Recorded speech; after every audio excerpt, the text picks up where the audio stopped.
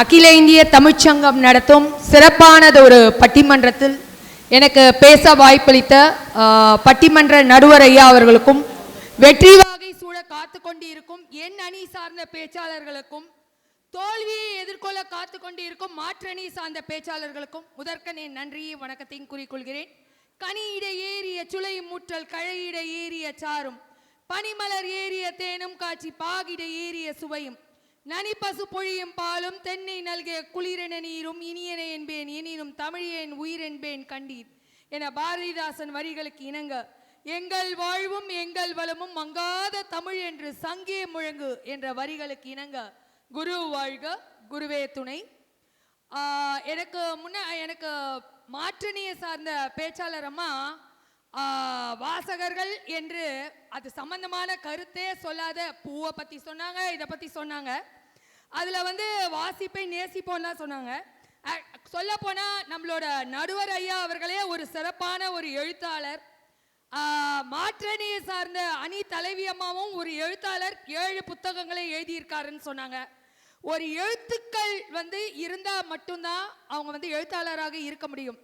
வாசகர்கள் என்றால் யாசித்தல் என்று கூட நம்ம சொல்லலாம், ஒரு இடத்துல யாசிப்பது போன்ற. ஆனால் எழுத்தாளர்கள் என்றால் தன்னுடைய கருத்துக்களையும் சிந்தனைகளும் ஆணித்தனமாக பதிய வைப்பவர்கள் தான் எழுத்தாளர்கள் என்றதை நாம் சொல்லலாம்.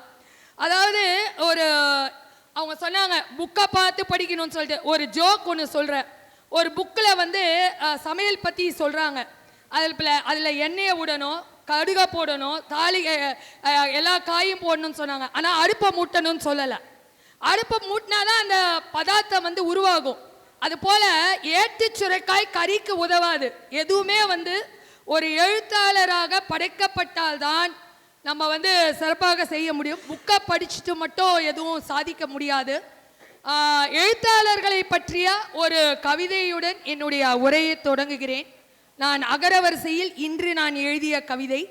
அனுதினமும் எழுதி கொண்டு இருப்போமே, ஆன்மாவுடன் லயித்து எழுத்துக்களாக பதிவிடுவோமே, இனிமையான தமிழில் எழுதி தேனாய் இனிப்போமே, ஈதல் தமிழில் எழுத்தாளர்களை உருவாக்குவோமே, உன்னதமான தமிழ் மொழியின் இலக்கியங்களை எழுதுவோமே, ஊக்கமுடன் தமிழில் எழுத்தாளர்களை ஊக்குவிப்போமே, என்றுமே தமிழில் எழுத்தாளராக தனித்துவமாக திகழ்வோமே, ஏணிப்படியில் தமிழ் எழுத்தாளனை ஏற்றி அழகு பார்ப்போமே, 5 எழுத்து மந்திரத்தை எழுதி எழுத்தாளராக மாறுவோமே. இப்படிதான் சேக்கிழார் அவர்கள் தன்னுடைய பெரிய புராணத்தில் 5 எழுத்து மந்திரத்தின் மூலமாக பெரிய புராணம் என்ற ஒரு பக்தி இலக்கியத்தை எழுதினார். ஒற்றுமையாய் எழுத்தாளர்களை எழுத்து பணியில் செய்வோமே, ஓம் பிரணவத்தை உணர்ந்து பக்தி இலக்கியத்தை எழுதுவோமே. தந்தைக்கே உபதேசம் செய்த முருகர் கந்த புராணம். ஔவை ஆத்திச்சூடி போல் ஆத்திச்சூடி எழுதுவோமே என்று கூறி, எந்த ஒரு விஷயமா இருந்தாலும் எழுத்துக்களின் மூலமாக அந்த காலகட்டத்தில் குட ஓலை சிஸ்டம் என்ற ஒரு அமைப்பு மூலமாக எல்லாவற்றையும் பதிவு செய்தார்கள். எல்லாவற்றையும் பதிவு செய்ததனால் தான் நம்மளுடைய பண்பாடு இலக்கியங்கள் எல்லாம் பதிவு செய்யப்பட்டது. திருக்குறளை பற்றி சொன்னாங்க. திருக்குறள் முதலில் ஓலைச்சுவடியில் தான் எழுதப்பட்டது. அந்த ஓலைச்சுவடியில் எழுதப்பட்ட அந்த அவர் மற்றவர்கள் வாசகர்கள் படிக்க வேண்டும் என்பதற்காக எழுதவில்லை. அதை அறம் பொருள் இன்பம் வீடு என்ற பெயரில் ஔவையார் மூலமாக பொற்றாமரை குளத்தில் அரங்கேற்றம் செய்யப்பட்டது திருக்குறள். அதுவும் ஓலைச்சுவடியில் தான் எழுதப்பட்டது. அது மட்டும் இல்லாமல் பார்த்தீர்கள் என்றால் நம்மளுடைய அத்தனை இலக்கியங்களையும் பார்த்தீங்கன்னா ஒரு எழுத்தாளர்கள் மூலமாக தான். கடந்த 25 வருடங்களாக ஒரு இலக்கியத்தில் பார்த்தீர்கள் என்றால் எழுத்தாளர்கள் எழுதப்படவில்லை. கடந்த 2000க்கு முன்பு வரைக்கும் பார்த்துருக்கலாம். நம்ம சாணக்கியன் எழுதிய இது கடல் புறா, அப்புறம் கல்கி அவர்களின் பொன்னியின் செல்வன், அகல் விளக்கு, பார்த்திபன் கனவு என்ற எழுத்துக்கள் இருந்தது. அதே போல ஜெயகாந்தன் அவர்கள் எழுதிய நந்தவனத்தில் ஒரு ஆண்டி அவன் 4 மாதமாய் குழவனை வேண்டி கொண்டு வந்தான் ஒரு தோண்டி கூத்தாடி கூத்தாடி ஓட்டுடை தாண்டி என்ற ஜெயகாந்தன் அவர்கள் எழுத்துக்களுக்கு ஈடு இணையாக 25 வருட காலமாக எழுத்தாளர்கள் என்ற இது மிகவும் குறைவாக இருக்கிறது. அதுவும் இலக்கியத்தின் சம்பந்தமாக இன்றைக்கும் நான் பார்த்து கொண்டிருக்கோம். தொல்காப்பியம் என்ற ஒரு நூலுக்கு பதிப்பு எழுத்துக்கள் தான் இருக்கிறதே தவிர இன்னும் நம்மளுடைய தமிழ் சம்பந்தமான பல எழுத்துக்கள் எழுதப்பட வேண்டும். எழுதப்பட்டால்தான் எழுச்சிமிகு எதிர்காலத்தை நோக்கி நாம் செல்ல முடியும் என்ற ஒரு விடயத்தையும் இந்த இடத்தில் பதிவு செய்கிறேன். ஒரு ஓலைச்சுவடியை உன்னிடம் கொடுத்து வெறுன கொடுத்தா முடியுமா? அதில் எழுத்துக்கள் எழுதப்பட்டு இருந்தால்தான் பார்க்க முடியும். ஒரு எழுத்தாளர்கள் இருந்தால்தான், எழுதப்பட்டால்தான் வாசகர்கள் என்பது இருக்கப்பட முடியும். எனக்கு முன்னாடி பேசிய அம்மா சொன்னாங்க, எழுத்தாளர்களை அங்கீகரிப்பதற்காக விருதுகள் என்பது கொடுக்கப்படுகிறது என்று கொடுத்தார்கள். இதே வாசகர்களுக்காக எங்கேயாவது விருது கொடுக்குறாங்களா? இல்லையாமா? தங்களுடைய புத்தகத்துக்காக தான், எழுத்துக்களுக்கு தான் மதிப்பு உண்டே தவிர வாசகர்களுக்கு ஒன்றும் கிடையாது என்ற ஒரு விடத்தையும், எழுத்தாளர்களுக்கு சென்ற இடமெல்லாம் சிறப்பு என்றுதான் சொல்லணும். அன்றைக்கு எழுதிய கணியன் பூங்குன்றனார் யாதும் ஊரே யாவரும் கேளீர் அன்று எழுதி விட்டு சென்ற அந்த வரிகளை ஐநா சபையில் நம்மளுடைய அப்துல் கலாம் ஐயா அவர்கள் கூறினார்கள். அவர் எழுதப்பட்ட எழுத்துக்களுக்கு தான் என்றைக்குமே மதிப்பும் மரியாதையும் உண்டு நடுவர் அவர்களே. அது மட்டுமல்லாமல் ஒரு இதில் பார்த்தீங்கன்னா, நற்றினை நல்ல குறுந்தொகை ஐங்குறு நூறு பதித்து 10 ஒத்த பரிபாடல் அகநானூறு என்ற அகத்தையும் புறத்தையும் வேறுபடுத்தி காட்டிய சிறப்பான இலக்கிய நூல்கள் நம் தமிழ் மொழியில் தான் இருக்கிறது நடுவர் அவர்களே. இது மட்டுமல்ல, ஒரு பூக்கள் எல்லாம் நம்ம ஏதோ மல்லிகை முல்லை இப்படி தான் பார்த்துருக்கோம். ஆனால் அந்த காலத்திலே 99 மலர்களை வைத்து கபிலர் எழுதிய குறிஞ்சி பாட்டுக்கு ஈடு இணையாக இன்றைக்கு இலக்கியத்தில் யாராவது எழுதியிருக்கிறார்களா என்று பார்த்தால் ஒரு வியக்கத்தக்க ஒரு விஷயமாக தான் இருக்கிறது.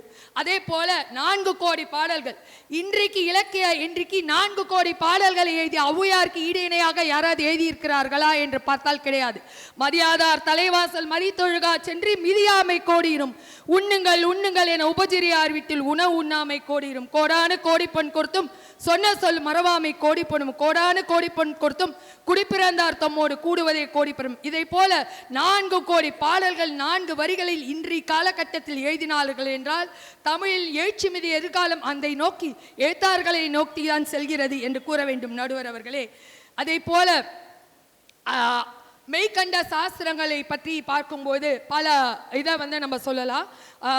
பக்தி இலக்கியத்தில் திருவந்தியார், திருக்கலிற்றுப்படியார், சிவஞான போதம், சிவஞான சித்தியார், 20 உண்மை விளக்கம், சிவப்பிரகாசம், திருவருட்பயன், வினாவென்பா, போற்றி பகரடை, கொடிக்கவி, நெஞ்சு விடுதூது, உண்மை நெறி விளக்கம் என்று 14 நூல்கள் மெய்கண்ட சாஸ்திரங்களில் பதி பசு பாசத்தை மையமாக வைத்து மெய்ப்பொருளை நோக்கிய நூல்கள் இன்றைக்கு எழுதப்பட்டிருக்கிறதா என்று பார்த்தால் ஒரு வியக்கத்தக்க நிகழ்ச்சியில் தான் இருக்கிறது நடுவர் அவர்களே. அதே போல தேவாரம், திருவாசகத்துக்கு உருகாதார் ஒரு வாசகத்துக்கு உருகார் என்று கூறுவார்கள். மாணிக்க வாசகர் சொல்லி சிவபெருமானே கைப்பட ஓலைச்சுவடியில் எழுதினார் நடுவர்களே. சிவபெருமானே ஒரு எழுத்தாளராக திகழ்ந்திருக்கிறார் என்றுதான் கூற வேண்டும்.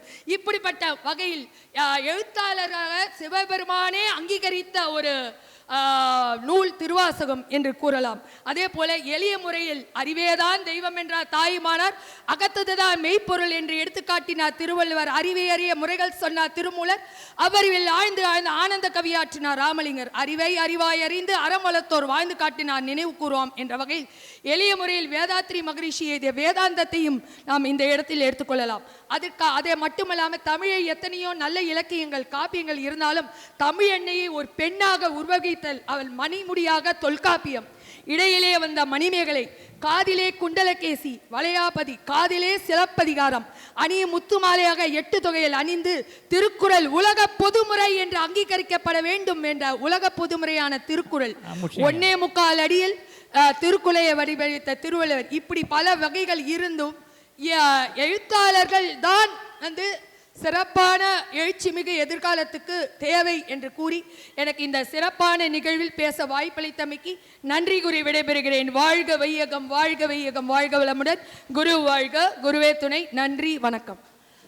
பார்த்தீங்களா, இது உயர்நீதிமன்றத்தினுடைய வழக்கறிஞர் இந்த கோர்ட்டில் போய் வாதம் பண்ணி இங்கே வேகம் அதிகமாக வந்துடுச்சு.